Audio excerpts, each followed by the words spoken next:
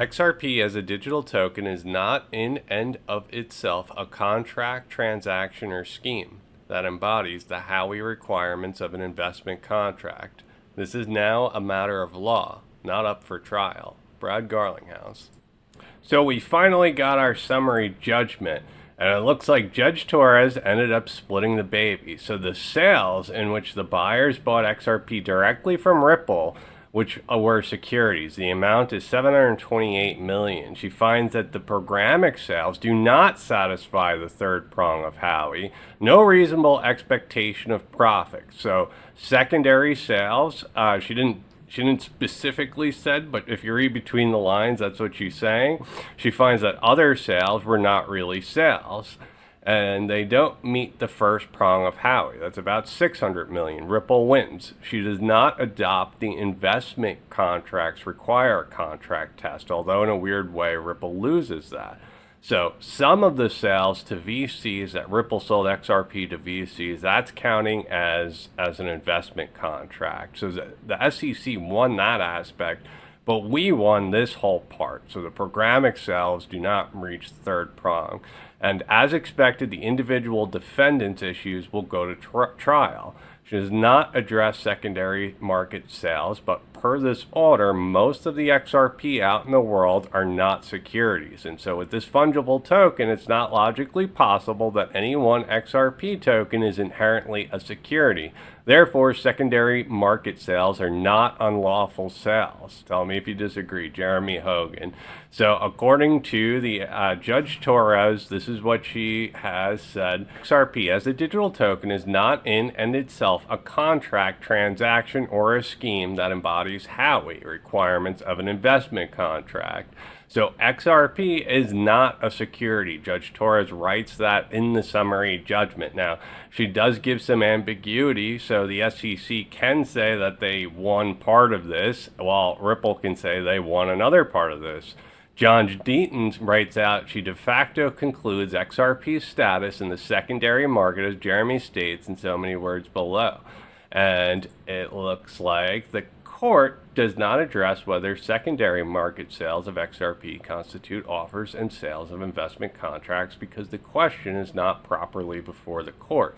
Whether a secondary market sale constitute an offer of a sale of investment contract would depend on the totality of circumstances and the economic reality of that specific contract, transaction, or scheme. So Bearable Guy writes, XRP preserved, right? This is a huge win today as a matter of law. XRP is not a security, also a matter of law. Sales on exchanges are not securities. Sales by executives are not securities. Other XRP distributions to developers, to charities, to employees are not securities. The only thing that the court found constitute an investment contract is past direct XRP sales to institutional clients. There will be further court proceedings only on these institutional sales per court. So remember, I kept bringing this up. Back here, when the SEC actually sued Ripple, we saw this huge spike. This was VCs dumping their XRP bags because they had a fiduciary responsibility. Now, Judge Torres is saying each one of those cases will have to be litigated, but these XRP that's on the market are not securities. So it begs the question, are these VCs going to have to buy off the market because they have no XRP exposure? I actually wrote to Barry Siebert, is he going to add XRP into the altcoin trust? So some of these VCs want XRP exposure, but the way this case is set up is that Ripple is going to have a difficult time selling the XRP without it being contained as investment contracts. So if VC wants to get into XRP from Ripple, over-the-counter sales, what happens? And Adam Coran says, no, now every US VC mega fund has to either buy on the open market,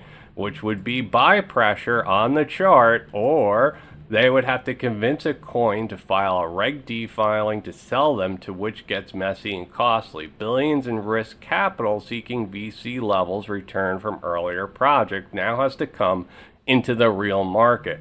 So the OTC sales are in question. That could be an investment contract. Caitlin Long tweets out, prediction, now that Ripple summary judgment threw U.S. crypto regulation into further disarray, Congress will finally act. Federal financial regulators usually don't open themselves to litigation that CLD massively cut back their jurisdiction grab. The SEC did. Next up. And Gemini is now looking to put XRP on their exchange. Given today's ruling that the sale of XRP on exchanges is not a security, Gemini is exploring the listing of XRP for both spot and derivative trading. Having considered the economic reality of programmatic sales, the court concludes that the undisputed record does not establish the third prong of Howey. Programmatic buyers could not reasonably expect the same. Indeed, Ripple's programmatic sales were blind bid-ask transaction, and programmatic buyers could not have known if their payments of money went to Ripple or any other seller of XRP. What does that mean? That means that the XRP that Ripple gives to market makers when they sell some of their escrow into the market, that is not a security. What is a security is if a VC goes directly to Ripple and asks to buy XRP directly from Ripple. All this stuff's going to get ironed out over time, but it's very positive for XRP holders. It's positive for Ripple. As a matter of fact, Brad Garlinghouse as well as Joel Katz are both. And you go to some of the likes here, you can see huge congratulations to a lot of people who fought this battle. Maybe we can now start having a rational conversation about crypto regulations. He even liked Tom Emmer's post that I showed you earlier.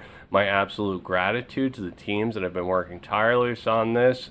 Sheila Warren, she used to be at the World Economic Forum, and now she's at the Crypto Council. She does CoinDesk. Maybe the key was saying permafrost 3 times, so I guess she was joking. If you look at Joel Katz's likes, he did the Missouri report. He liked one of the Missouri report things. So if you're unaware, Brad Garlinghouse actually started talking to Ryan, what's his face, from the Missouri report, this guy, Selkis. So Missouri Pro report on the XRP ruling and what it means for Ripple and the XRP supply coming soon. So the Missouri report writes this really in-depth report for institutional clients. Now remember, those institutional clients may have to buy in the open market. And this is the setup right here.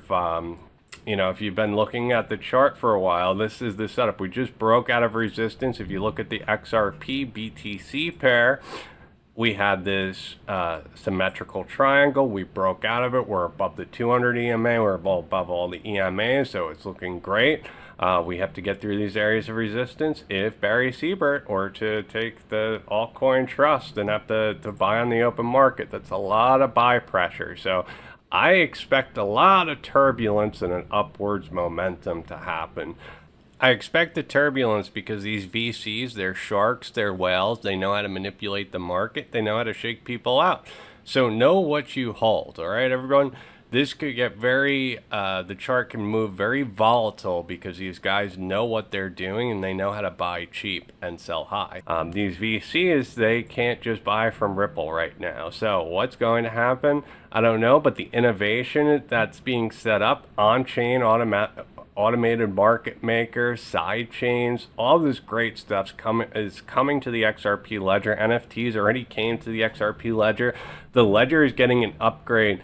The ledger itself can be a payment overlay system to the entire crypto world. Every single crypto asset could be some federated sidechain of the ledger, and the XRP ledger could sit right on top of every single crypto network and be this liquidity hub. And that's what Ripple's been setting up with Crypto Liquidity Hub. So I'm very happy, and congratulations to everyone that hold. We're already double from where we were in the bottom. And I hope we keep going. So congratulations, everyone. Have a great day. And what can we expect from Liquidity Hub in the next 5 years? Yeah, I think you'll see us, grow as part of like another vertical within Ripple. I think we'll start to integrate it more with our products internally to really offer more of a robust offering, and then hope to see it kind of launch more, in the US and globally as well. Of blockchain entering into our the financial ecosystem, I think will continue to be there. I think it's up and down along the way, and so I think right now some of the fallout, while dramatic, I think is good to get a lot of these fraudulent players out of the way, and I think it will hopefully pave the way for the future. I think a big area that we need to focus on, especially here in the U.S., is having more regulatory clarity. We don't have that guidance here as we do in other countries, and so I think as the more our country continues to push back on it, I think the more you'll see crypto adoption outside of the U.S. So I would love to kind of get more, have our regulators work towards, setting a level playing field and a foundation that we can all build and scale on top of. Yeah, well, I guess funny enough, we're now experiencing like the banking crisis, but, and at times crypto does feel targeted, but, the reality is a lot of it is kind of been as a result of kind of, poor financial management and nothing to do with crypto more recently. So, we've actually seen a lot of interest in our products from a lot of partners coming to us looking for additional redundancy. They come to us as a trusted brand in the space, geared towards companies looking to source additional crypto liquidity. And so we've had great traction from a lot of our existing customers and financial institutions around the world looking to access more crypto liquidity. And so our pricing engine helps them source the best pricing and connects into a lot of our global payout rails, as well as our deep market makers and liquidity providers.